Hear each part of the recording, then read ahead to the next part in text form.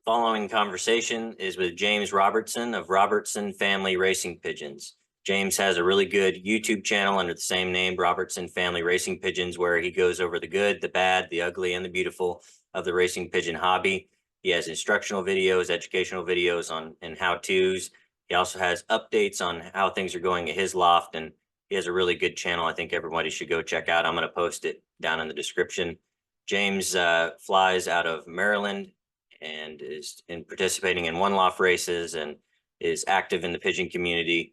He also is helping a young girl named Abby, who is 7 years old, that at 5 years old was diagnosed with brain cancer and is currently in remission, but still needs help getting the funding to continue her recovery. And Abby also is paying it forward and helping other kids like her. So please enjoy this episode. I'm going to have a link in the description where you can help Abby. There'll be an auction on Monday on bestpigeons.com. Every pigeon that is sold will be going to her and her family to help her. And so it's a really good cause. I really appreciate James letting me be a part of that. I will be putting 2 young birds in the auction off our best breeders. And so whoever buys those, I'm going to make sure and select, and they'll be top quality. So give it a look on Monday. And I appreciate James, and hope you all enjoy. Please like, subscribe, leave us a comment on the video. Thank you.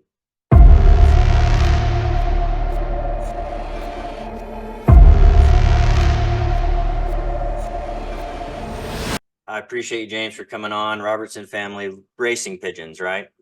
Yep. And you have an awesome YouTube channel that shows kind of your experience with the birds, and you say the good, the bad, the ugly, and the beautiful, right? Yep, that's right. So you have a family-oriented pigeon loft. Your kids get out there with you, right? They do. Yep. How long have you been doing it? Well, so if we go back to the very start, I got into pigeons when I was a kid in high school. I was probably 16, and my friend his older brother had pigeons and told me about them. And one day we walked over to his loft, and he had different breeds of pigeons, fantails, rollers, and 1 or 2 homing pigeons, a couple other fancy breeds. Anyways, he's like, I'm going to let some of these out to fly. And I was just like, wait, what? Can you do that? And I was kind of nervous. Like, these things are going to fly away. Are you crazy? And so he let out a bunch of these rolling pigeons, and they're flying around. And I was just like dumbstruck. I was like, whoa, this is crazy cool. These birds are flying around and doing backflips, and then they come back in. And I was hooked right then. And where were you located? Where were you located here? I was located in Utah. Provo, Utah. Yep. And where are you now? I'm in Maryland. Maryland, okay. Yep. So you went from the west to the east. Yeah, I've been jumping back and forth as I went to school, various places.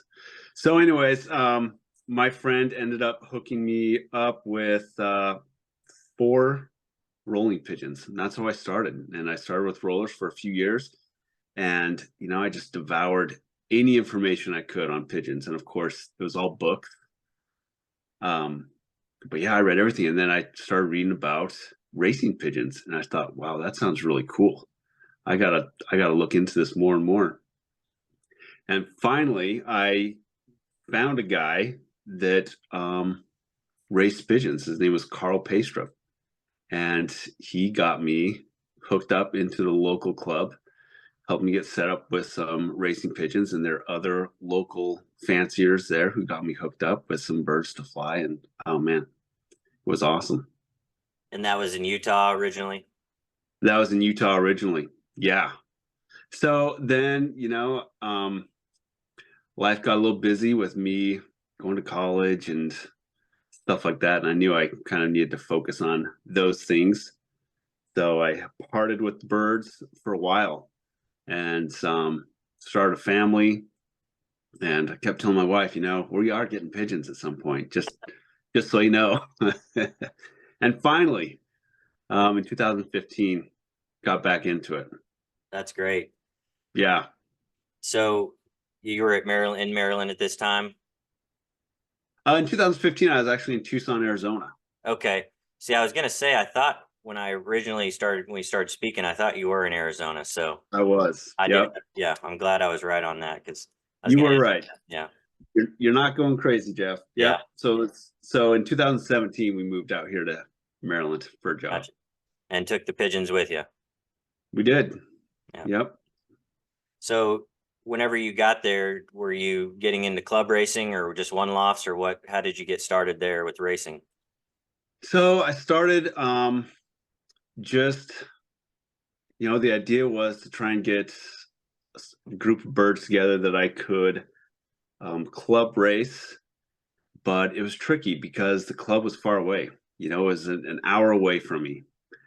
And so I never really could get it to work. Right. Just with, family commitment and going back and forth, it was difficult to do. And so, I'd always wanted to do one loft races. The problem is it's just financially hard, Yeah. to enter birds. But I started small, started by entering a few birds one year, two birds one year. The next year it was, maybe triple that, and then the next year maybe triple that, and it's been going and going, and it's been really really fun. I'd love to club race here, and each year I think, okay, I think I'm going to be able to do this, but I just have to be flexible and play it by ear. I thought I was going to do old birds last year, but then again, things just got busy and had to drop out, but have not removed that possibility. Right. Yeah. An hour is a long way to go, especially when you have a family and you're working and everything going on. So that's one of the reasons I think One Loft is so great is that it allows people to continue to compete and see what they have with their genetics and their birds. And, you can still compete and, enjoy it that way. And so what, One Lofts were you in this past year? Because I saw you did pretty well. I think the Cuevas was one of them. Yep. What else were you in? We did the Cuevas. We did Black Gold Race, Jerry's, and Florida Pigeon Derby. So how did those go? Jerry's, we only entered two and didn't have very good luck there. It seemed like, if I remember right, the day after I paid the activation fees, the birds were lost on a That's what training happened. house. That's what happened. Yeah. I've had that happen many a time as well. Like, oh man, come on, couldn't you have timed that Yeah, better, birds? you're right. Exactly.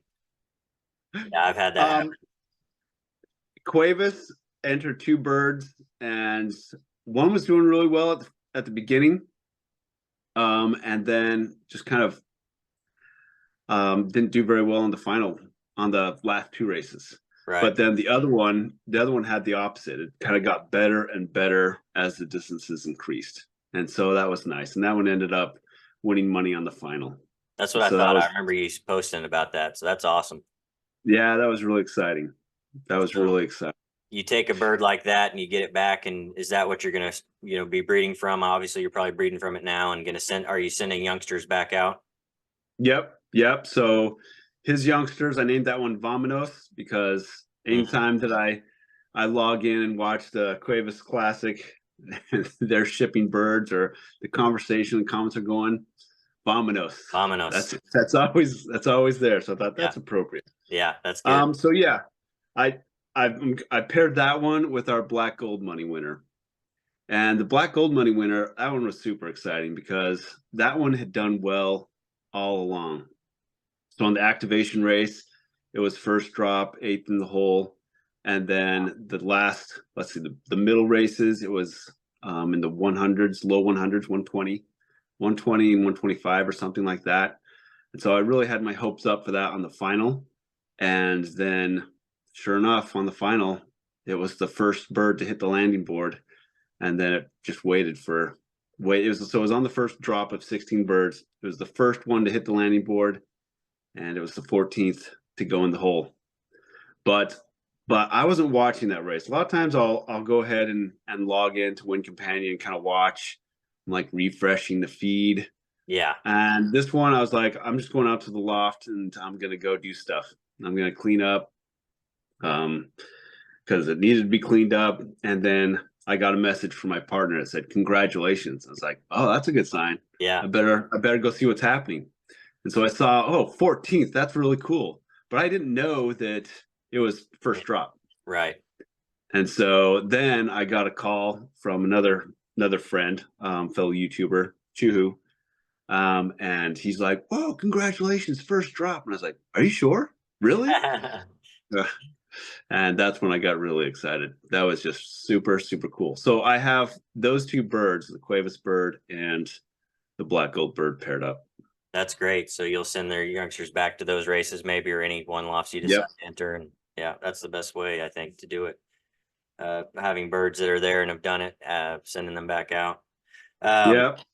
what's the background of your birds? Where did you get started with these birds that you're using for one lofts? And did you start purchasing? Did you have a mentor? What's the story there?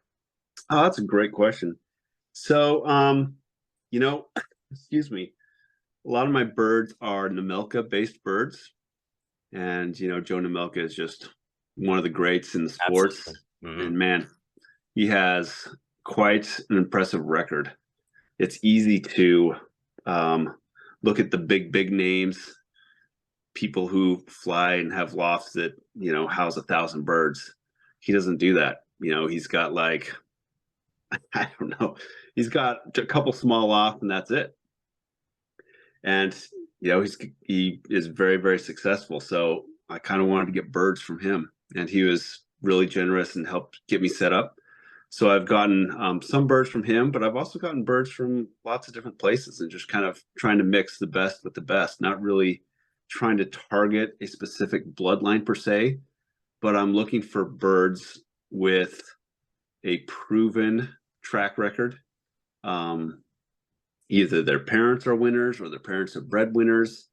And I'm looking for the distance, the birds that will that perform at the 350 to 400-mile race. Because honestly, one off racing, that's what it's all about. Yeah, it's all How about that how final. Yeah. yep, how are your birds going to do on that final?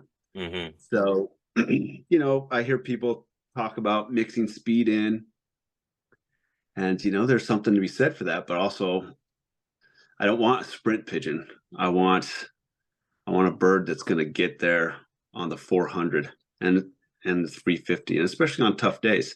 And maybe Right. mixing some sprint blood in does that too. Hmm. It builds like kind of a powerful pigeon, but I haven't messed with that yet. So far, the birds are doing pretty well. Right. I've also got birds, Macaroni-based birds, Hmm. and then some Falco ebon birds. And those birds have done really well for me. In fact, the two money winners are both out of one import from Falco ebon. Wow. So one so I named the bird. I got this cock and I named him Falco. And Name. it was too late. It's too late to try his youngsters in any one loft races that year. And so I got to get something out of this bird, even if it's late hatch, and then we can breed out of him. And so that's what I did. That late hatch bred the Cuevas money winner, and then Falco himself bred the winner in the black gold. So just to be clear, the father and the son that bred the winners, neither one of them had raced, but were just good genetics that passed on. Correct. Yeah, so that's something that I enjoy hearing, because there is a thought process in the pigeon sport where you have to breed out of birds that have raced, and I just don't think that's accurate, especially when you look at what you're able to do, right? Yep. I absolutely agree with that. And it's interesting. I mean, you always hear winners breed winners, and you can't argue with the genetics aspect of it.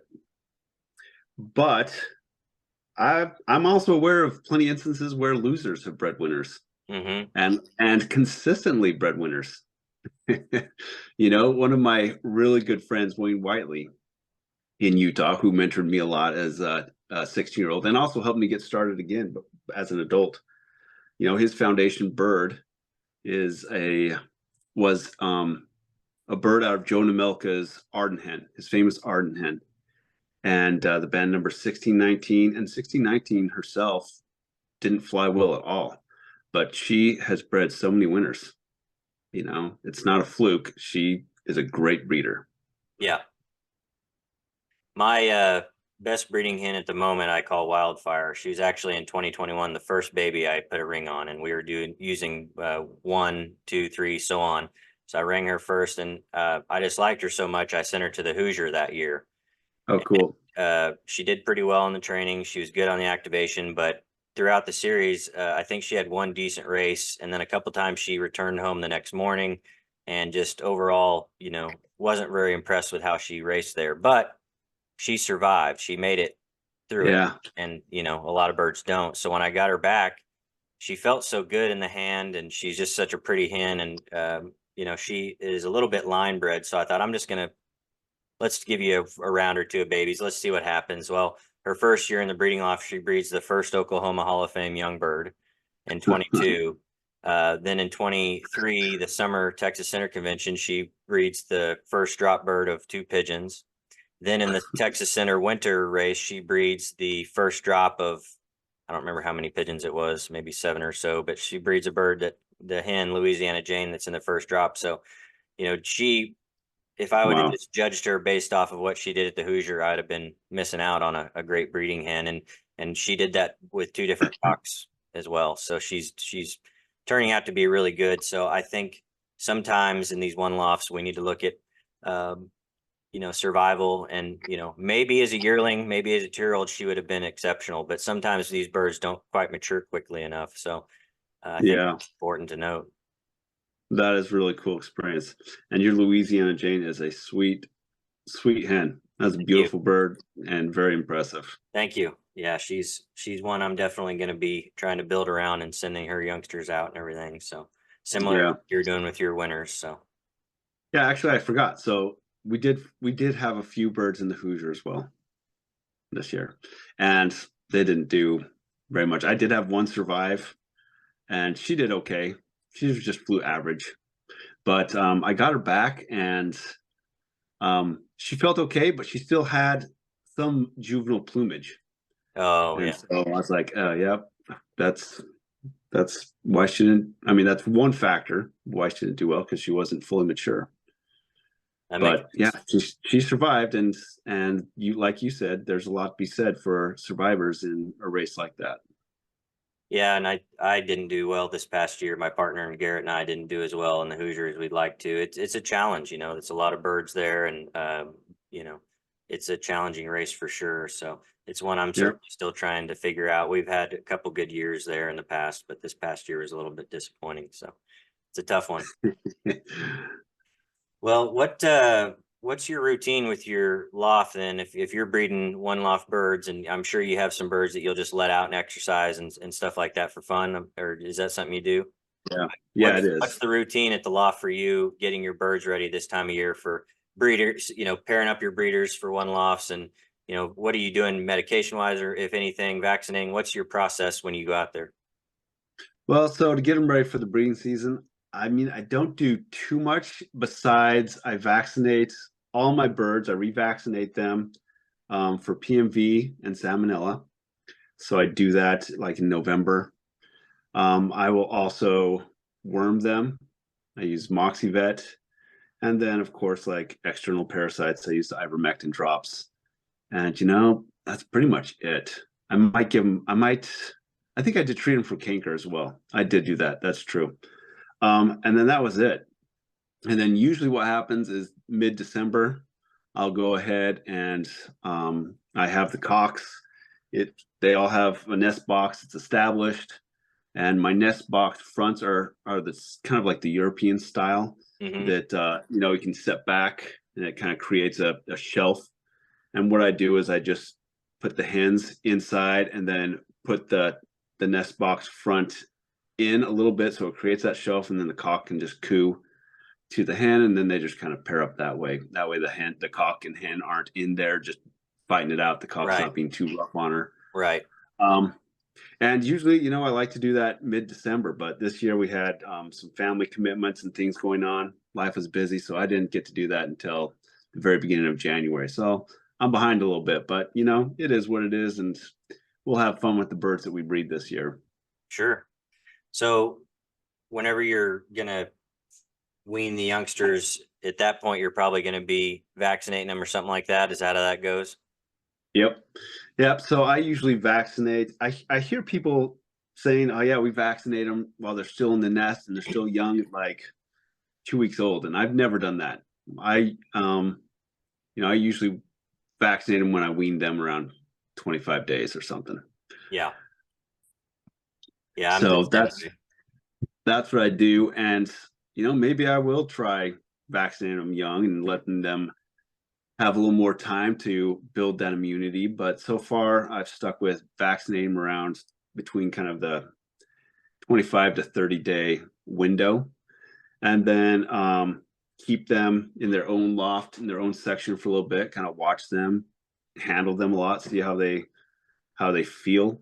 Um, it's really interesting to think about selecting these babies to perform in these races. I mean, you kind of got this a hint of what you're going to see as an adult. You don't know exactly how they're going to shape up. Absolutely. And so, the more time you can kind of spend observing their behaviors, you got some that are aggressive and top perch birds, or sometimes I just send birds that I like and I like their personalities. If they're like walking around and following me and pecking my shoelace, I'll be like, oh, you're, you're Yeah. such a sweet bird. I'm Yeah. going to pay special attention to you. Yeah. Well, it shows intelligence, I think. And I think some of my better pigeons have been intelligent and tame, and not. I'm not a big fan of really wild birds. It makes it not so pleasant to go into the loft when they act that way. I agree 100%. And, a lot of people, you'll hear them when they're holding their pigeons and the birds are flapping. They're like, oh, yeah, I like to see that fight. Right. I actually don't like to see that fight. I just like kind of that tame, chill bird, you Yeah. know? And And yeah, some of that comes from just spending time out in the loft and handling them and then getting them used to you. So I think having to spend that time out there is important with the youngsters, especially when they're young. yeah, but it's fun. So I try to make videos of every bird that I send off to the one loft races so that when I get birds back, I can do a comparison. I usually do like Great kind of a idea. physical. I do a physical. Okay, this is how this bird feels. The vents are slightly open. It has one pintail, or maybe it doesn't have the strongest one pintail. Short, humorous, and that way I can see, okay, yeah, this one did shape up physically really well and actually performed well, or this one shaped up okay but performed really well. What You what know, are you finding when you do these comparisons? What are you noticing so far in your data? um, so far the ones that have come back that have done well, they are physically nice. It doesn't mean they all have the perfect one pintail. Most of them do, but I do have one pair, one of my McElhaney pairs, and this cock just it hasn't. He doesn't have the one pintail that you can hold up, and it's this perfect, strong, tight tail. But he's consistently bred winners and breeders of winners. So can't knock that. Doesn't matter what the tail looks like at that point. But Yeah. for the most part, I'm not getting things back when I'm like disappointed. It's like, okay, this bird really did shape up nice, and I guess we did okay in that selection of that bird as a baby. Right. And so are you seeing a big change on some of the bodies, or is your first evaluation pretty much sticking with when you get them back, or is it a lot of change? Um, in I'd say that it is fairly consistent, but there are some that are surprises. Yeah. There are some that's like, oh wow, that shaped up differently than I would have expected. You know, and sometimes those birds did okay, and sometimes they did nothing. Yeah. Yeah, it's difficult to judge birds when they're weaned or they're just a few months old. I feel like because there's still so much time left for them to develop, and that's a lesson I've learned is to be patient and let them develop and see how it goes. Yeah, A lot of times they can surprise you, right? that is so true. And there are birds that I've set aside that I felt like, yeah, this one didn't make the cut to go to one loft race, so I'm just going to fly it here. And then 2 months go by, and I'm checking all the birds. I'm like, holy cow, what bird is this? Yeah, I'll be like, what? This is the one I passed up? you know? Yeah, yeah. Why did I do that? Yeah. Yeah, yeah. I've had that many times as well, where you're handling them. You're thinking, "Wow, I should have sent you. You're perfect for one loft, the right size and everything." But that's something Yeah. interesting too. I don't know if you agree with this or not, but it seems to me that um, I've seen pigeons of all sizes and different colors and different bloodlines and sprints and long distance, and I've seen all sorts of different pigeons in the same drop on some of these races. So I don't quite know if there is a cookie cutter approach to selection, other than having the right genetics and sending them out and testing them.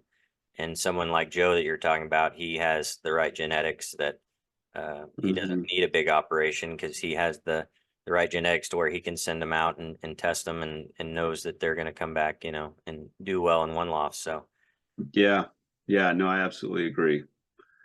Yeah. And it's, I've had the opportunity, I mean, to handle all of Joe's birds, and they're physically really great birds.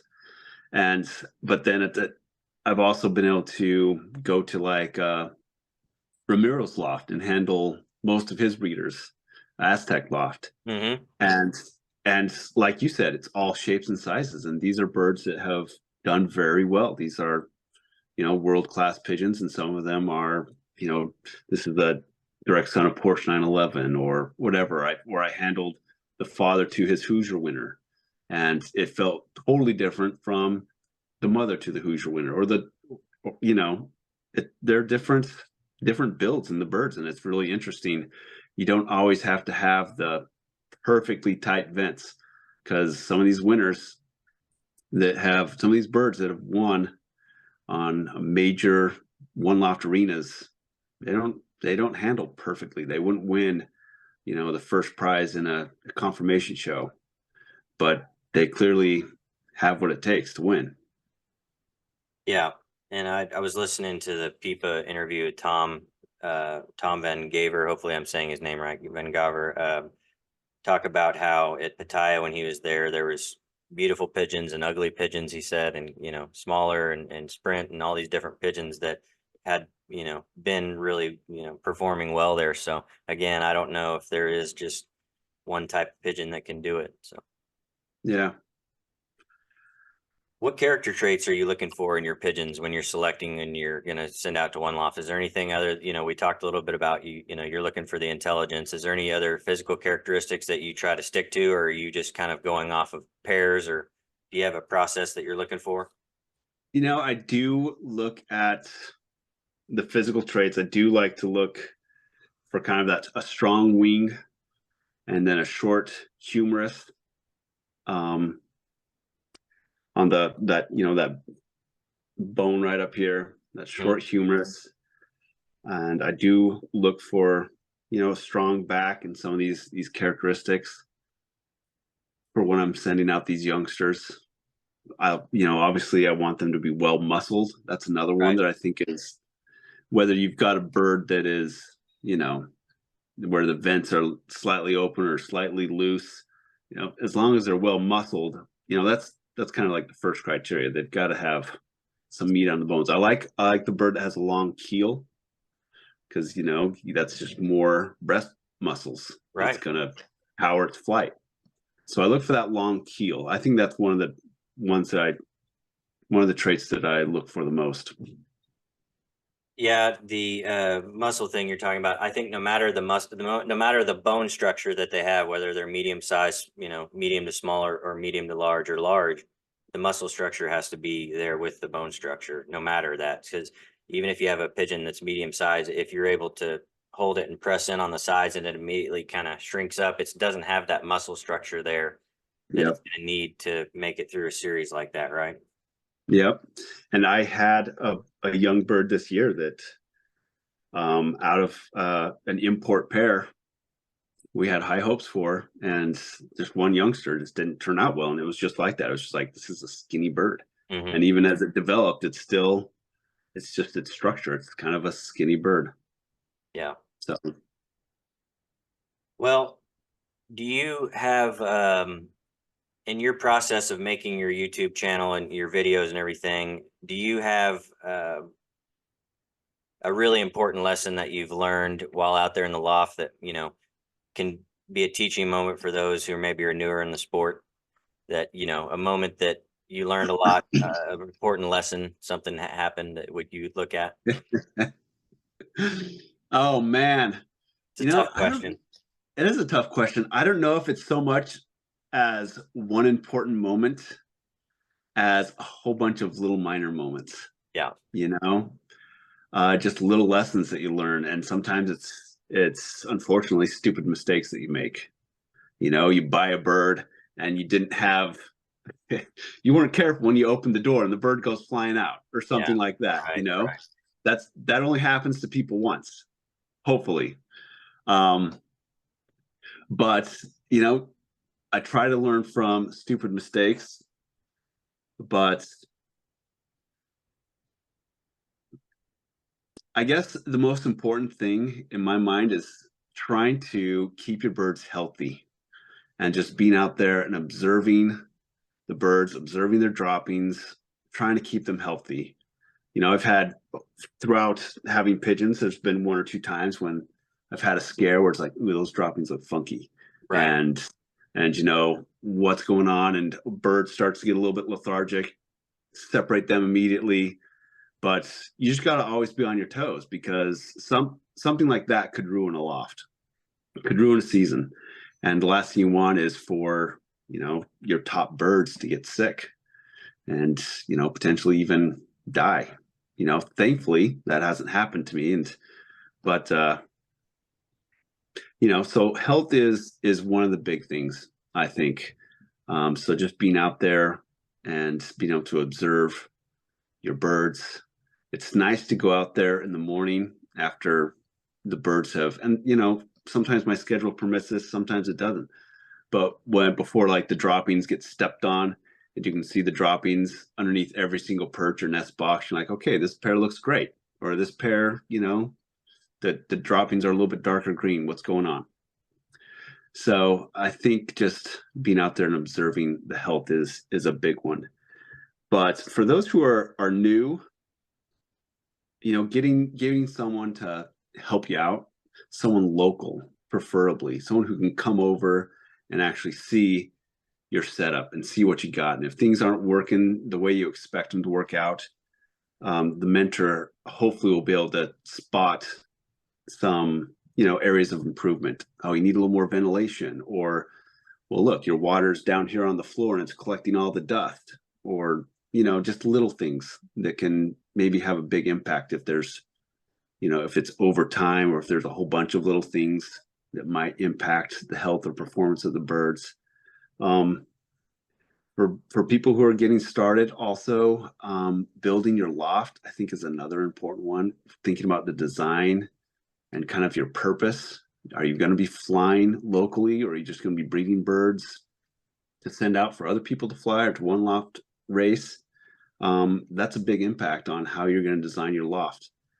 And I get a lot of people complimenting my loft, which I'm appreciative of, but I also say, what, if I could do it over again, there are a lot of changes I would make now. Right. And I kind of wish I would have thought about that more beforehand, or had one or two second opinions before I actually put those walls up, Mm-hmm. So I think that's another big one. Get some advice on your loft design, with your purpose in mind of what you're gonna race. Another thing is, I always get the question, I'm excited about this hobby. How should I start out? Should I start out with getting breeders and then race the youngsters, or should I just try and get a bunch of youngsters to race that year? And I've thought about that, and I think that there are advantages and disadvantages either way, but ultimately I kind of like the getting a bunch of youngsters to fly and just kind of getting to know basic pigeon care before you invest in potentially expensive breeders. Right. Try and get most local flyers will get you some hooked up with some youngsters, either off their race team or even off their breeders, or they'll sell you some and you can get a young bird team. And I actually really like that as kind of the way to get started. You get experience with basic pigeon health and care, and um, training them. I think it's just a good way to start. But that's just my opinion. I don't know. What are your thoughts on that? No, I think that's great advice. Starting back to where you were on the analyzing droppings, I tell people that all the time. That's something my dad, has preached for years, is analyzing the droppings each day, because if you know your pigeon's health and how they are supposed to look day to day, you'll spot the change really quickly and prevent a lot of issues. It's when you're not seeing it that it gets out of hand. You see it 2 weeks too late, and then you're in trouble, and then you're having to scramble to try to figure out what's going on. Um, Yeah. yeah, I think definitely, if you're somebody just starting and for sure you're going all in, then you can start out with a breeder pair, and you have a vision and a plan. You can get some breeders and start. But if you're kind of testing the waters, I think that's a great way to do it. Go locally, see who's having success in your area, and get youngsters and test them out, and the ones that do well for you. And but like you said, you have to learn the ins and outs of caring, and having a mentor will help with that. But there's going to be a lot of Mhm. trial and error, and things that you Yep. talked about, where you're going to make little mistakes along the way.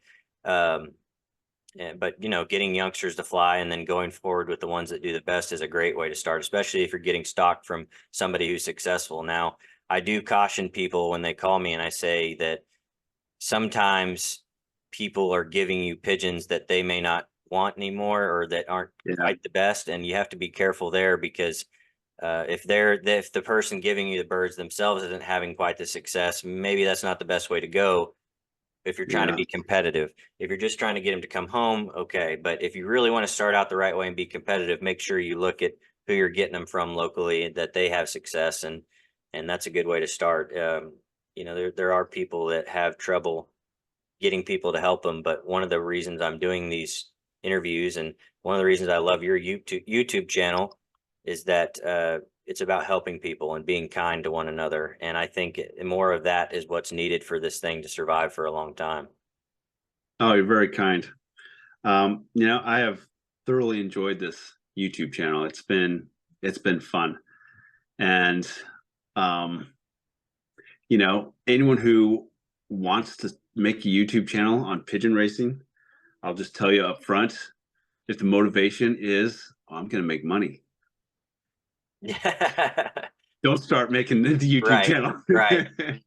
But it is a great way to, just get the word out about the Yep. sport. And I've had lots of people, um, random, even like random strangers that have seen some of my videos, and it's crazy. Yeah. When I travel and I'm wearing like a pigeon shirt or something, and I talk to them, they'll be like, "Oh yeah, oh my gosh, I know who you are," or That's something. awesome. It's bizarre, Yeah. um, but it's cool to meet people, from all around the world, Hmm. who and to make those connections of people who are interested in pigeons, people who are longtime fanciers, and people who, because they saw one of your videos or someone else's videos, is interested in getting started. And for me, that is a lot of what this is about, is just trying to promote the sport and the goodness of the sport. All in all,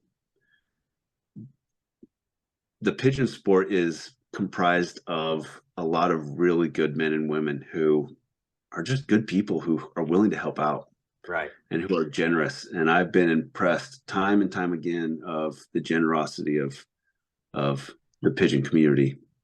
Absolutely. Well, how did you what was the decision there to start the YouTube channel? Did you just grab the camera and say, I want to give this a go, or does it how did that begin for you?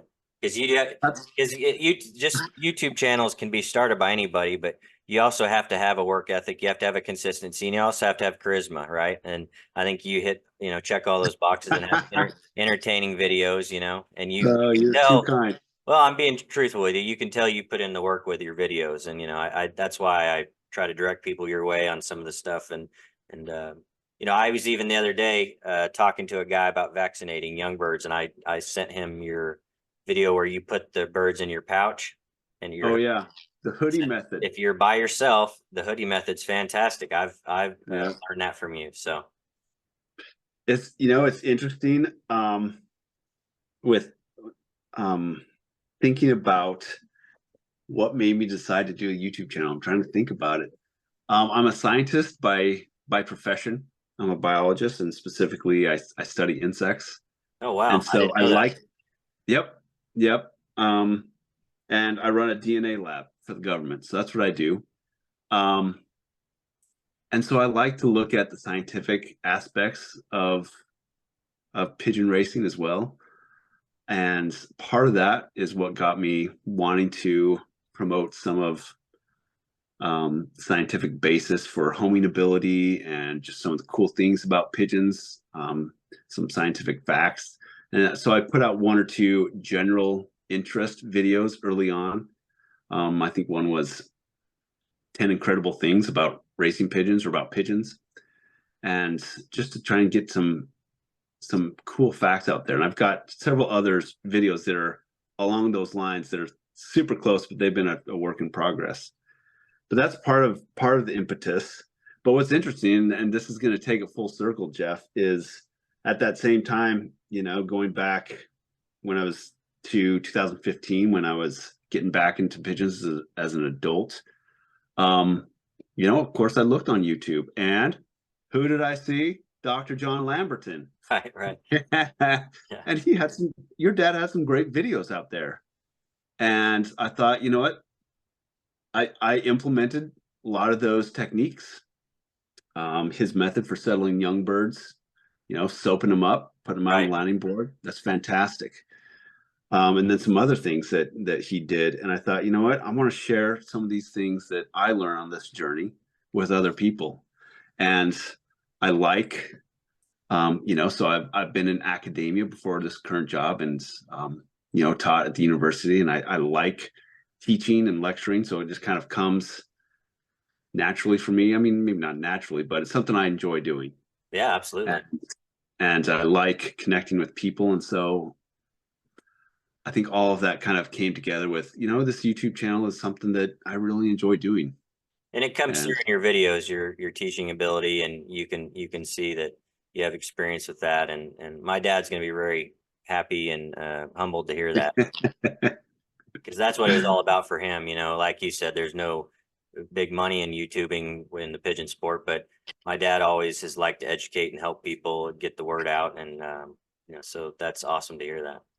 yeah, it's kind of funny. I mean, my kids who like watching Mr. Beast and Hmm. other guys, well, Dad, how many subscribers do you have again?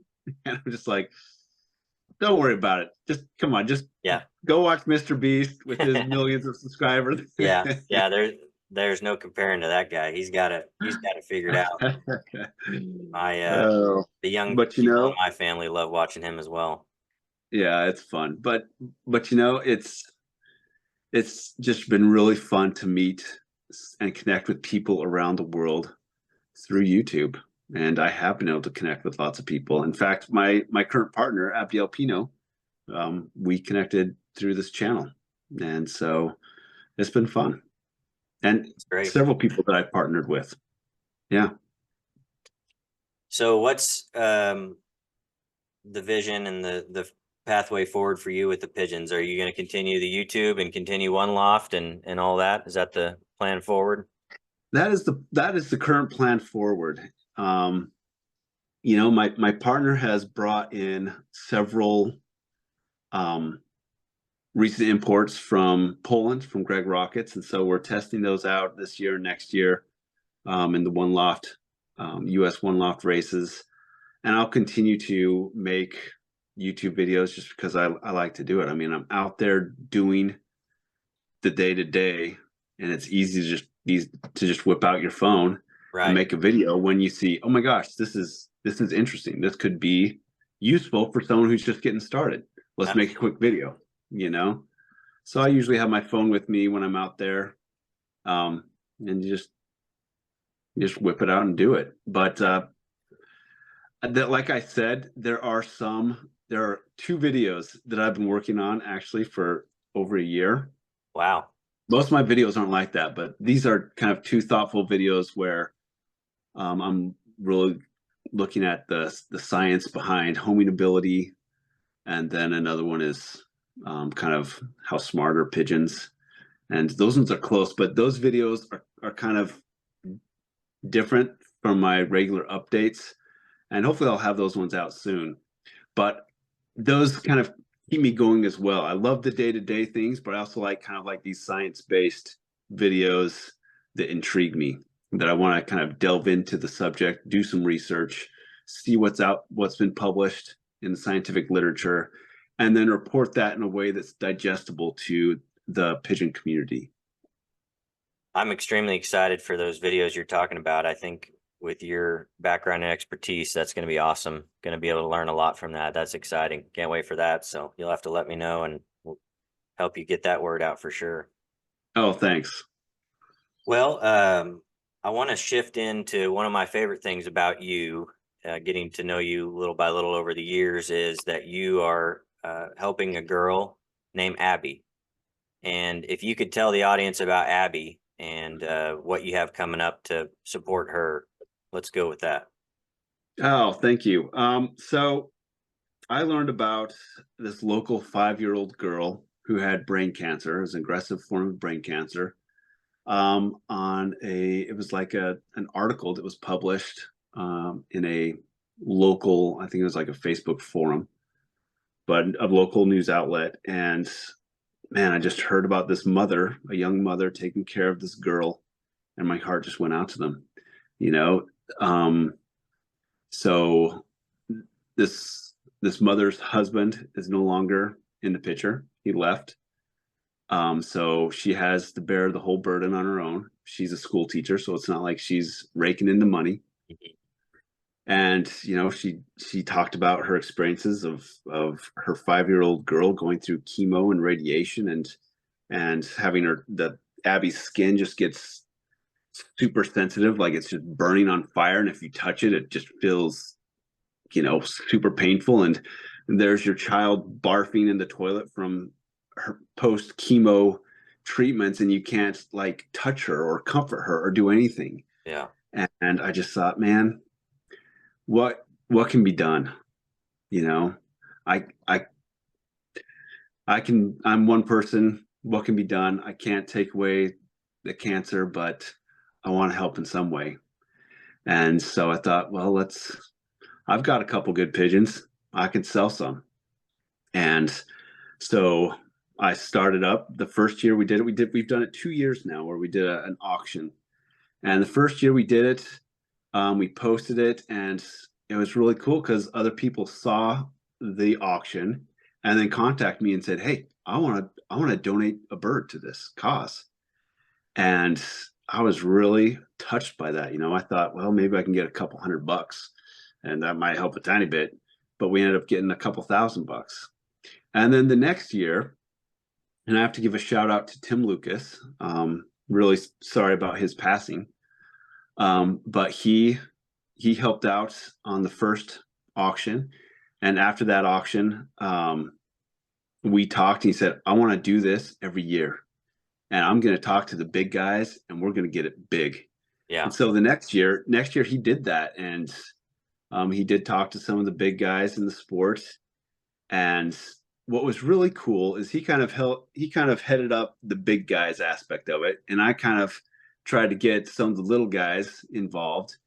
And in the end, both teams ended up contributing about the same amount of money, and it was really cool to be able to go to Abby's house and give him a check for $21,000, which was pretty cool. It's You know? incredible. And people can Yep. see that on your YouTube channel, right? You have that video up? Yeah, I do. I do have that video, Yeah. and Incredible. man, they were blown away. And so I want to do this again. And the one thing that's really neat about Abby is, she's currently in remission right now. That's She's incredible. 7 years old, but she and her mom have started this thing called Abby's Carts of Courage. where they get donations, where they solicit donations to basically get these soft padded wagons for new cancer pediatric patients. And so these little children have a wagon in which they can have all their pillows and their stuffies, and everything next to them, where they can go and be wheeled around to, whatever activities are in the hospital for them during their long-term stay.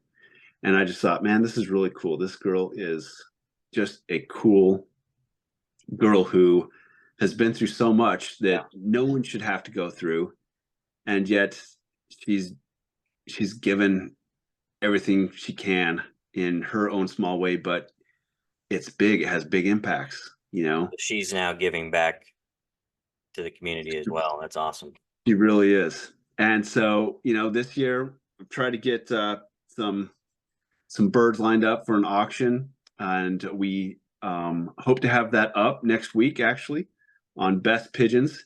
We don't have near the number of donations, but we got some good donations though. So hopefully we'll be able to get a decent chunk of change to help their family out. Their continued treatments and doctor's appointments are just huge. The bills are astronomical. And so again, they don't have, it's just Abby's mom to bear the burden, the financial burden and the emotional burden. And so it's been really touching to me to see how the pigeon community has come together to support people like this. And it's not just Abby. I've seen this lots of times with other people. It's really cool. And that's one thing I really like about the sport is the generosity on the whole of the pigeon community. Well, and yeah, cancer sucks, especially when it's a kid having to deal with that and go through that. That's just, it's, but I personally, I can tell you here, I personally am going to donate 2 youngsters to the auction, and I haven't selected anything yet because I don't like to select something as a youngster and then in 2 months I'm not as big of a fan of it then. But what I do want to pledge is that it'll be 2 youngsters out of my top breeders. It'll be top quality. I'll select them. That would be something I would breed from myself. So whoever bids on that will get 2 youngsters from me, and I'll make sure that they're supers, and so that hopefully can help Abby as well. That is super, super kind and generous. Really appreciate that, Jeff. Yeah. Well, you're tempting me. I might have to start saving my money for one of those. Yeah. Well, and is there a way, maybe if someone doesn't have birds to donate, is there a way they can help with just in another way? Absolutely. So she has a GoFundMe, but GoFundMe will take a percentage, and so a better way would be to just donate directly to her mom's Venmo, and I can send that to you, and you could link it in your description of this video. I'll link it, and I can probably put it right here below us too, so people can see it. Oh yeah. So they could donate, and if you do that, guys, put pigeons as like the comment, so that they know they're getting support from their pigeon community. Yeah, exactly. That'd be cool. Yeah, that's incredible. And so the auction for people who want to bid on it is on bestpigeons.com, Frank McLaughlin's auction. Yep. And it starts next week. What day do you think? I think we're looking Monday. Okay. Yep. Okay, and great. We'll have it up for 2 weeks. All right. Perfect. And if anyone wants to donate birds, or if you run a one loft race and want to donate perches, oh man, we would love that. And the thing that was cool last time is there were birds that sold for a couple $1,000, and there were birds that sold for $75, and it doesn't matter. Right. Every bit helped. That's incredible. And like you said, the pigeon community coming together in a cause like this is awesome. It's exactly what should be going on. And so I can't tell you how awesome that is and how amazing of a job you're doing to help her and her family and her mom. And so, but I'm happy. It makes me feel good to be a part of that and to help in my small way to help and raise awareness and donate a bird as well to youngsters as well. So That's awesome. So thank you for doing that. I appreciate all your Oh, thank you. hard work with that and for Abby. So, is there anything that you want to go over we haven't covered that I missed or haven't talked about as far as the pigeon world goes? Um, no, I think we covered a lot of good topics. And if people want to Um, see your YouTube channel, Robertson Family Racing Pigeons on YouTube, right? And I can link yep. that. I'll link that in the description as well. Oh, Uh, that'd be great. any other way that you want to have people reach out to you? Is the YouTube the way to go? Is there any else thing, any, YouTube's website? great. You can always message me on Facebook. You know, I have a Facebook page that's Robertson Family Racing Pigeons. You can also message me on my personal James A. Robertson Facebook page, or email me at erotyLid@gmail.com. And if you're wondering what that is, that's a beetle. All right. Yeah. Well, the next time One of the I have you beetles on, that I study. yeah, next time I have you on, we'll have to dive into that. That's interesting Sweet. stuff as well. Yeah, Well, it's fun. well, thank you You so know, much for your time, James. I appreciate it. And I always enjoy these interviews and talking to people and getting different perspectives. And I think people will learn a lot. And you know, appreciate your YouTube channel and all the advice and information you give to people. It's a big impact on the community. oh, well, thank you, Jeff. This has been an absolute delight. And your other interviews have just been delightful as well. Thank you. A lot of really Appreciate great it. people. Thank you. Yep. All right. Well, until next time, we'll have to have you on here again, get an update, and but we'll do it again. And I appreciate it. Hey, thanks, Jeff.